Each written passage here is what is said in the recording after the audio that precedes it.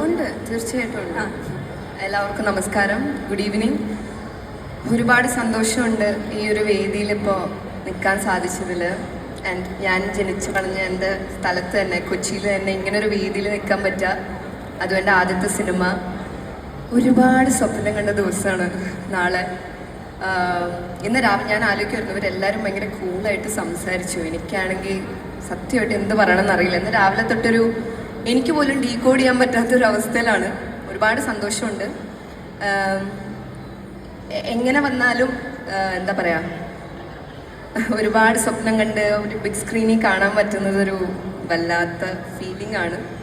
And മധുവിധു നല്ല ഒരു കോമഡി എൻ്റർടൈനർ ആയിരിക്കും.